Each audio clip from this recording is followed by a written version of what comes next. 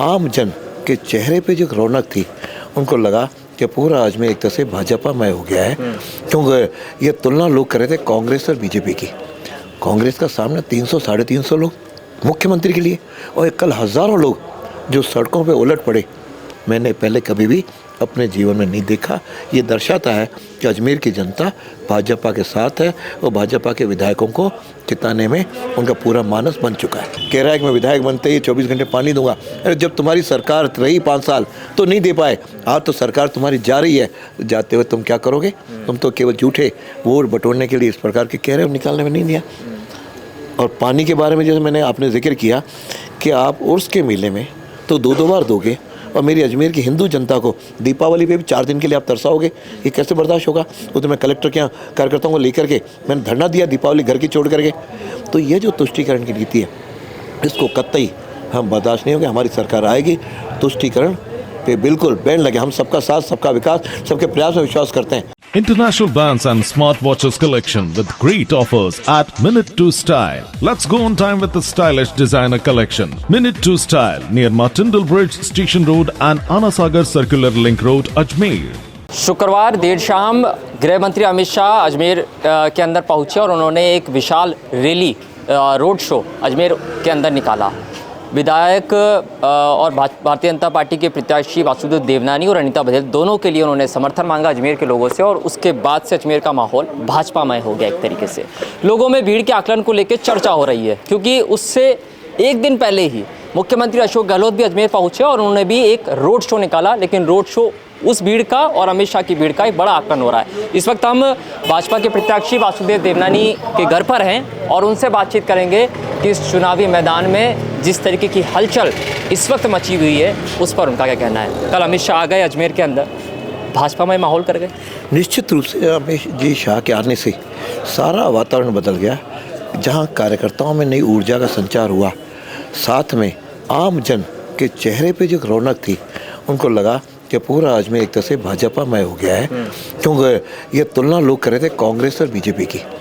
कांग्रेस का सामना 300 साढ़े 300 लोग मुख्यमंत्री के लिए, और कल हज़ारों लोग जो सड़कों पे उलट पड़े, नारे लगा रहे हैं, गगनभेदी नारे लगा रहे हैं, कहीं बैंड बज रहा है, कहीं अन्य प्रकार से लोग उसको स्वागत कर रहे हैं, फूल बरसा रहे हैं, कहीं साफे आगे होकर के दे रहे हैं।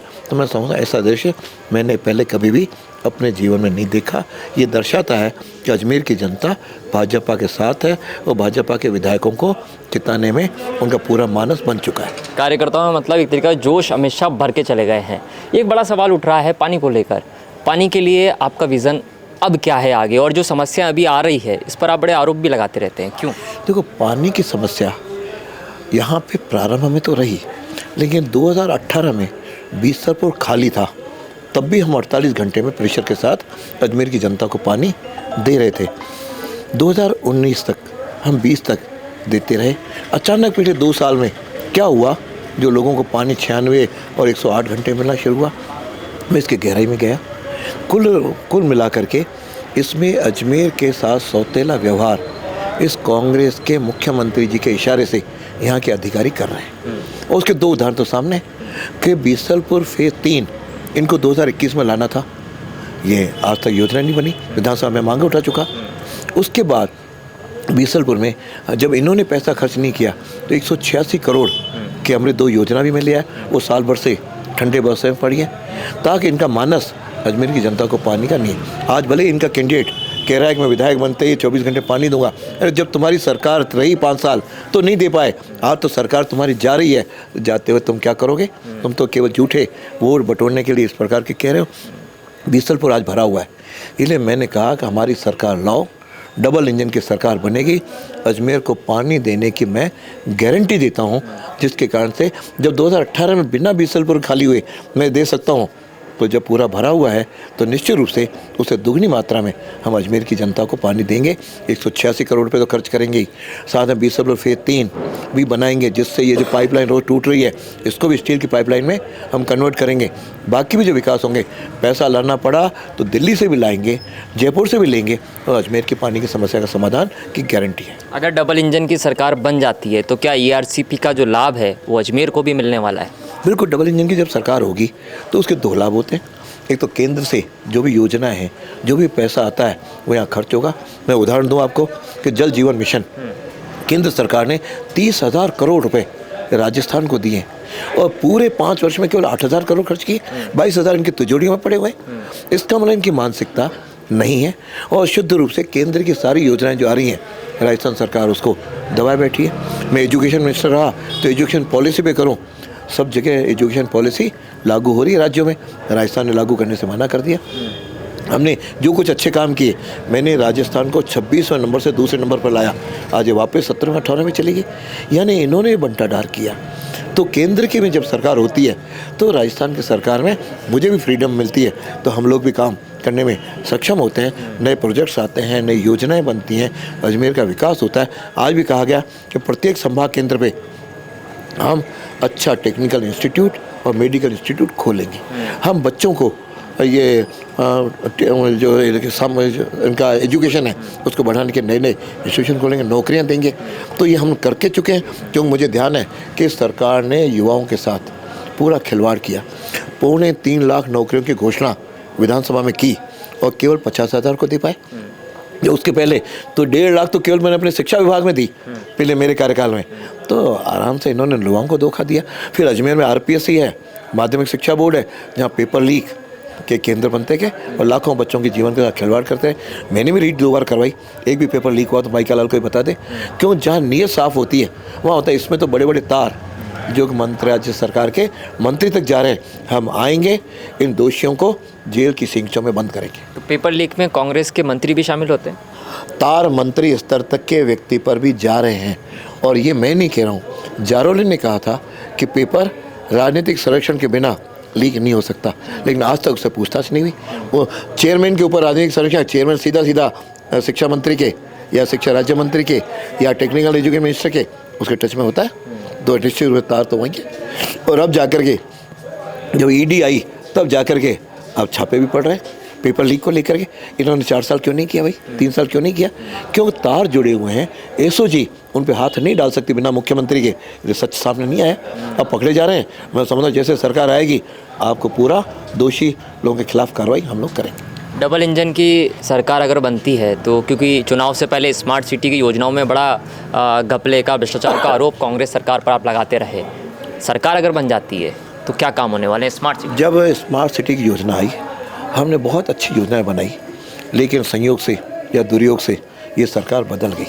इन्होंने आते ही हम जनप्रतिनिधियों को उस कमेटियों से बिल्कुल पार कर दिया ताकि मनमानी कर सकें।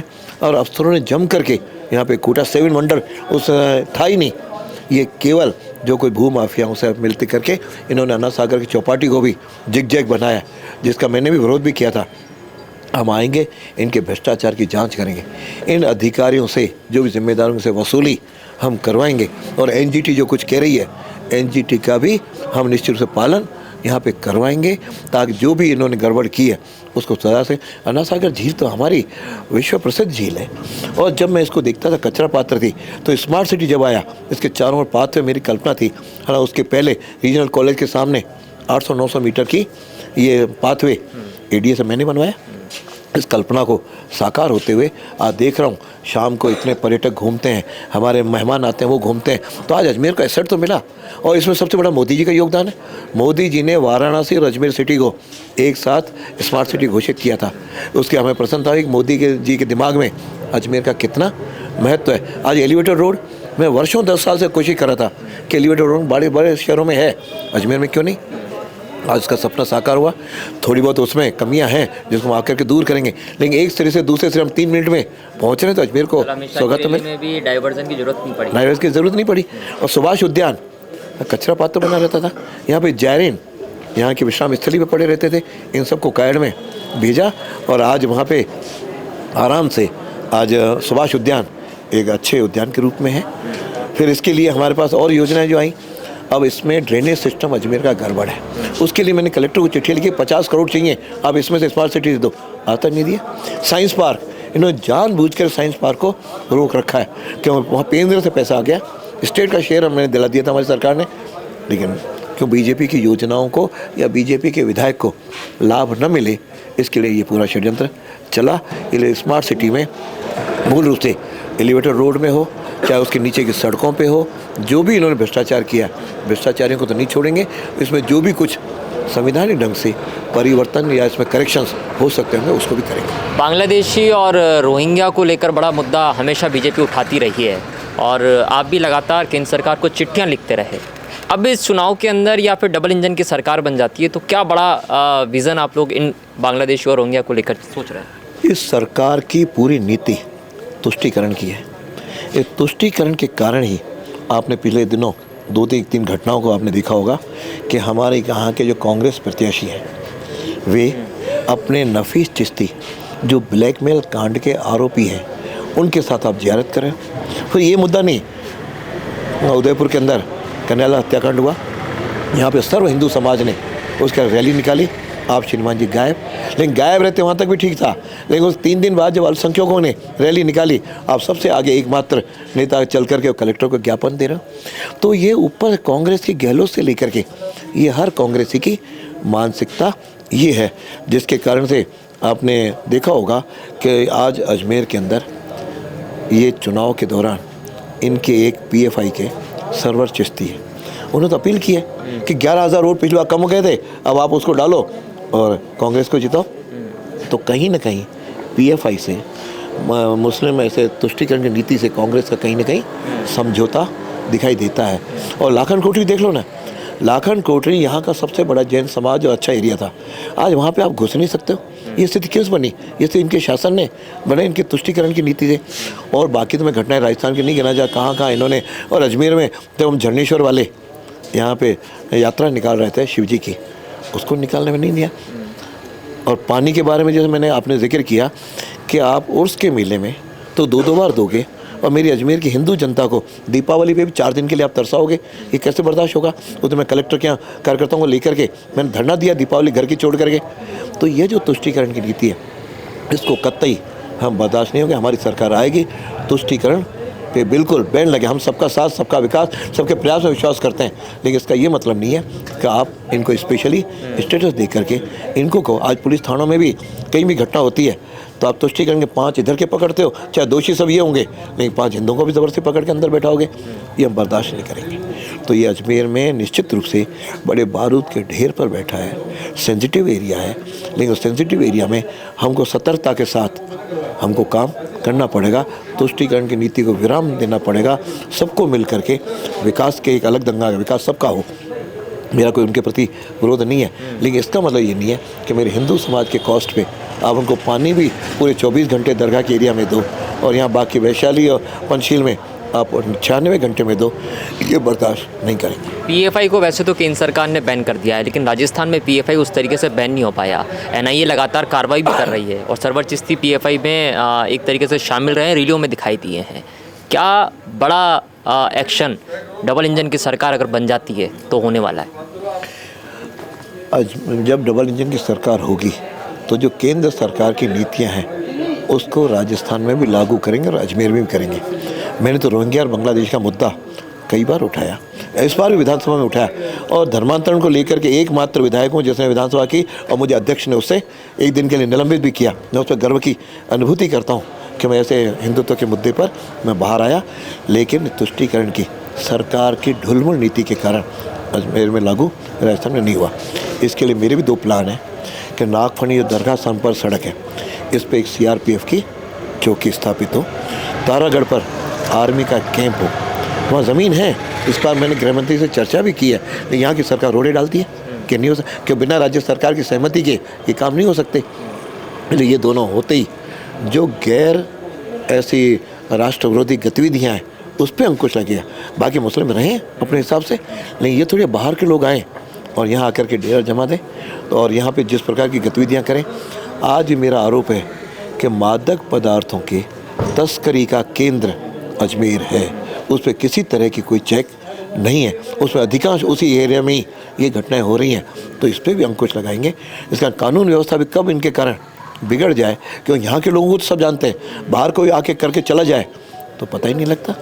तो इस प्रकार की गतिविधियों को हम इनकी चिन्हित करेंगे, चिन्हित करके आज जैसे यूपी में किया ना, आपको ध्यान होगा मदरसों का उन्होंने वहाँ पे आधार कार्ड से जोड़ा, आधे मदरसे गायब मिले, बंद हो गए। तो इस प्रकार यहाँ भी इस प्रकार की करेंगे। कानून के तहत, संविधान के तहत आप अपना काम करें, उसमें कोई रोक टोक नहीं, लेकिन गैर संविधानिक गतिविधियों में के आधार पे राष्ट्र विरोधी गतिविधियों का केंद्र अजमेर को नहीं बनने दो। एक आखिरी और, क्योंकि आपका क्षेत्र भी रहा है, आप शिक्षा मंत्री भी रहे हैं, शिक्षा को लेकर क्या नए आयाम भारतीय जनता पार्टी जो है वो स्थापित करने वाली है? कुछ स्कूलों की घोषणा भी आपके घोषणा पत्र, संकल्प पत्र में हुई हैं, क्या विज़न है?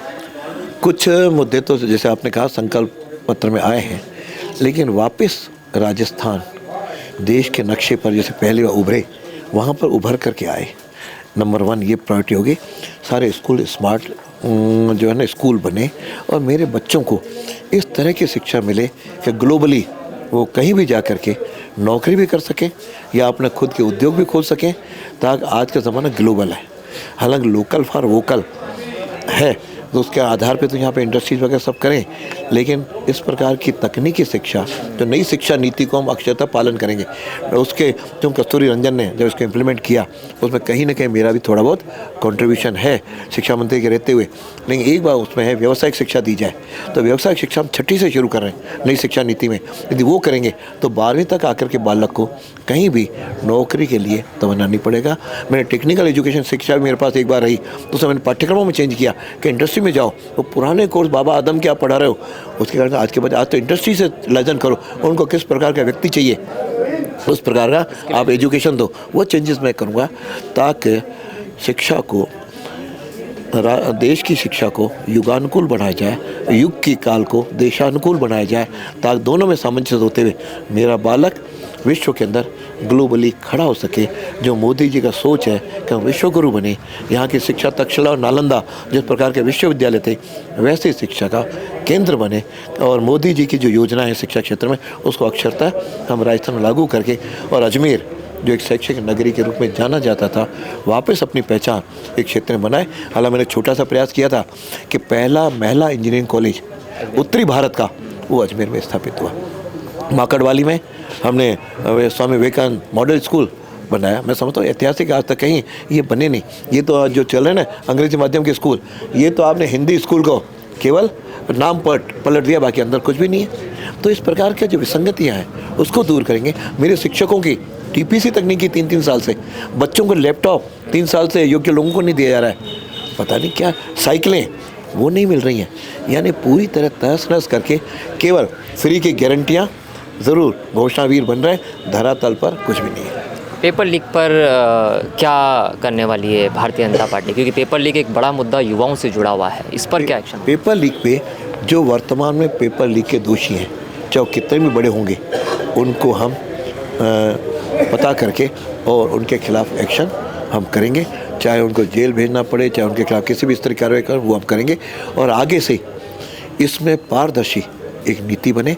जैसे मैंने अपने यहाँ शिक्षा विभाग काउंसलिंग सिस्टम लागू किया, कहीं किसी का भ्रष्टाचार की कोई गुंजाइश ही नहीं, आओ लिस्ट में खुद सेलेक्ट करो, दूसरे गेट से अपॉइंटमेंट लेटर ले जाओ। इस तरह की यहाँ भी पारदर्शिता के साथ हम नीति बने, और कम से कम जो आरपीएससी के अंदर लोग जो अपॉइंट होते हैं उनके अपॉइंटमेंट के लिए भी कुछ मर्यादाएं, कुछ उसके क्लॉज बनने चाहिए, जिसके कारण नहीं कि उसको केवल ओबलाइजिंग किसी की भी पत्नी को रख दो, किसी के भाई को रख दो, किसी को नेता को रख लो, ताकि फिर शिक्षा का स्तर तो कहीं होगा नहीं। तो उसको मेंटेन रखना और माध्यमिक शिक्षा बोर्ड के सारी कार्यशैली को ठीक रखना, ताकि ये बीच में गड़बड़ विद्यार्थियों के जीवन के साथ न हो सके, इसका पूरा प्रबंधन हम लोग करेंगे। तो ये थे हमारे साथ भाजपा के प्रत्याशी वासुदेव देवनानी, जो साफ तौर पर ये कह रहे हैं कि डबल इंजन की सरकार बनने के बाद में अजमेर के अंदर रोहिंग्या और बांग्लादेशियों पर सख्त कार्रवाई की जाएगी, और उसके साथ ही शिक्षा के क्षेत्र में जो केंद्र सरकार की नई शिक्षा नीति है उसको तुरंत प्रभाव से राजस्थान में लागू किया जाएगा। कैमरा पर्सन राजवीर के साथ सुशील पाल, NDTV इंडिया, अजमेर।